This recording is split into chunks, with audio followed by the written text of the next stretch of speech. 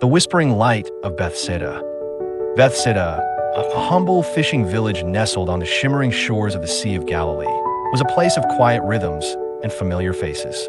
The air often carried the scent of fresh fish and lake water, a gentle symphony of daily life. Among its people lived a young man named Silas, whose world was a tapestry woven from sound, touch, and imagination.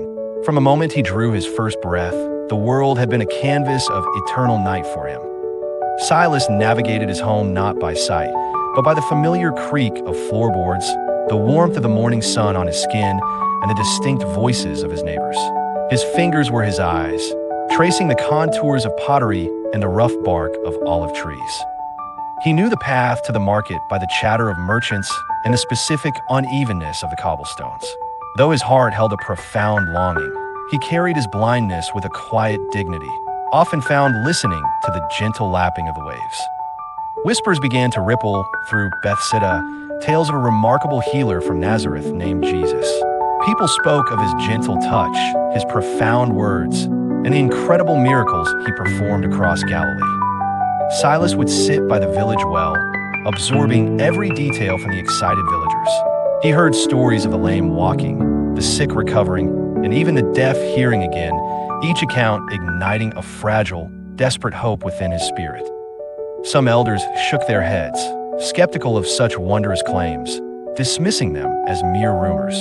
Yet, Silas's heart, despite the weight of years of darkness, clung fiercely to the possibility that these stories might, somehow, be true for him. One clear, bright morning, an unusual buzz filled the air of Bethsaida.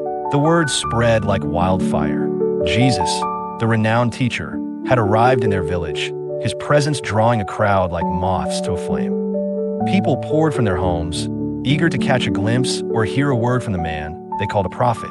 Silas, guided by the excited babble and hurried footsteps, was led by a kind young woman from his street towards the gathering. Amidst the clamor, Silas stood silently, his head tilted, straining to hear Jesus' voice. He did not cry out or push forward, but an unspoken prayer, a deep yearning for light, resonated within his very soul. Then, a quiet moment fell upon the crowd. Amidst the many faces, Jesus' gaze, filled with an otherworldly compassion, found Silas. It was as if a silent message passed between them, a recognition deeper than words.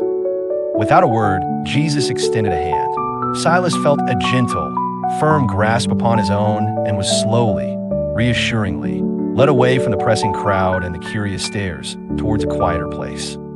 They walked together towards the tranquil edge of Bethsaida, where olive trees provided dappled shade and the sounds of the village faded into a peaceful hum. Silas felt the soft earth beneath his feet, a welcome change from the cobblestones. Jesus then stooped, gathered some spittle, and gently touched Silas's eyes with it.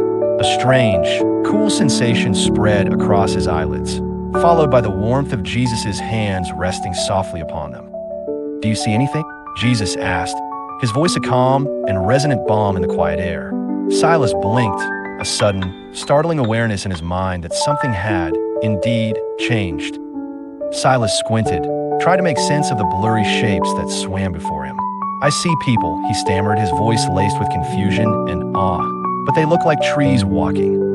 His heart was a tumultuous mix of wonder and a strange disappointment. There was light, yes, but it was indistinct, distorted, far from the clear vision he had only ever dreamed of. Was this all there would be? Understanding his confusion, Jesus placed his hands upon Silas's eyes once more, a second, more deliberate touch. A profound sense of peace enveloped Silas, calming the swirling thoughts in his mind. The world seemed to hold its breath.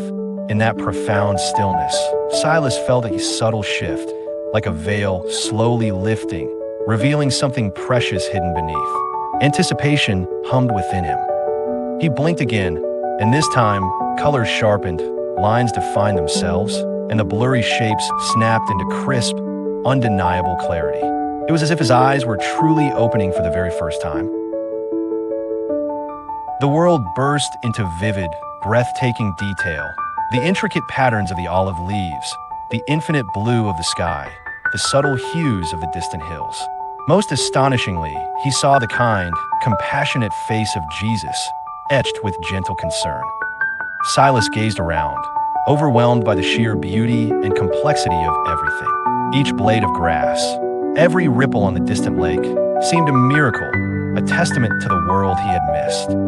A single tear, hot and utterly joyful, traced a path down his cheek.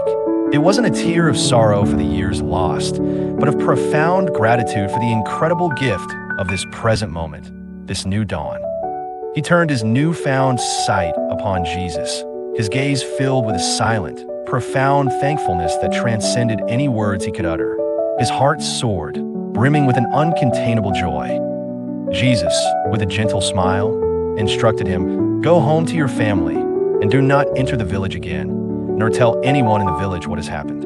His words held a quiet significance.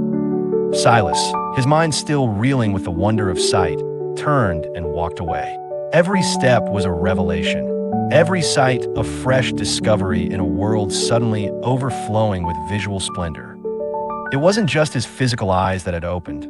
His understanding, his very perception of life, had expanded limitlessly.